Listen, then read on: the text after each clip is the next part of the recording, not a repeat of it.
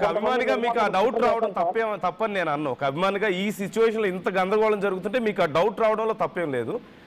కానీ మీరు అన్నట్లు ఆయన అల్లుడు పక్క ఆయన ఫ్యామిలీ అంతా వాళ్ళ పొజిషన్లో ఉన్నారు, వాళ్ళ ప్రభుత్వం ఉంది, ఆయన ఎమ్మెల్యేగా ఉన్నారు, 50 ఏళ్ల కెరీర్. అందులోనూ బాలకృష్ణ గారి గురించి తెలిసిన వాళ్ళు ఎవరైనా ఆయన్ని టచ్ చేయాలని అనుకుంటారా? అంత ఈజీయా? అంత దమ్ముందా ఎవరికైనా?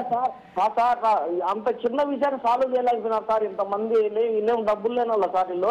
ఇంతమంది నిర్మాతలు ఉన్నారు, బాలకృష్ణ నిర్మాతలు ఇంతమంది ఉన్నారు, ఇంతమంది పొలిటీషియన్లు ఉన్నారు. ఫ్యాన్ ఇండియా సినిమా మొట్టమొదటిసారిగా Balakrishna fan India cinema release అవుతుంటే ఆ రికార్డులన్నీ బద్దలు అయిపోతాయి, ఎవరు చేయలేరు, ఇలాంటి రికార్డులు బద్దలు ఎవరి నుంచి కాదని కొంతమంది నిర్మాతలు, కొంతమంది అగ్ర హీరోలు కూడా కుట్ర ఉంది సార్ దీంట్లో. కొంతమంది నిర్మాతలు, అగ్ర హీరోలు కుట్ర ఉందా ఇందులో? ఖచ్చితంగా 100% sir. Balakrishna fan India cinema ఇది.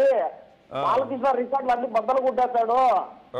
ఎవరు మా నుంచి కాదు, ఈ రికార్డులు మేము చేయలేము, ఆయన ఎంత ఏజ్లో ఉన్నా ఇన్ని రికార్డులు బద్దలు కొట్టాలంటే మా నుంచి కాదని కొంతమంది అగ్ర నిర్మాతలు, కొంతమంది అగ్ర హీరోలు అందరూ కలిసి కుట్ర చేసిన సార్ ఇది.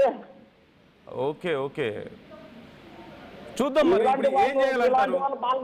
మీలాంటి వాళ్ళు బాలకృష్ణ దృష్టికి తీసుకోవాలి సార్. ఇది మాకు అవమానంగా ఉంది సార్, చాలా అవమానంగా ఉంది సార్ ఇది.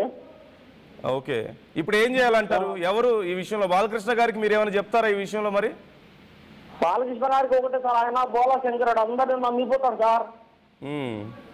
ఆయన అందరిని నమ్మిపోతాడు. ఈ కొందరు నిర్మాతలు ఇచ్చాను అక్కడ ఎందుకు తీసుకోవాలి సార్? చేయలేని వాళ్ళు ఎప్పుడు మహేష్ బాబు సినిమా ఎప్పుడు వచ్చింది, అది ఎప్పుడు సాల్వ్ చేసుకోవాలి కదా.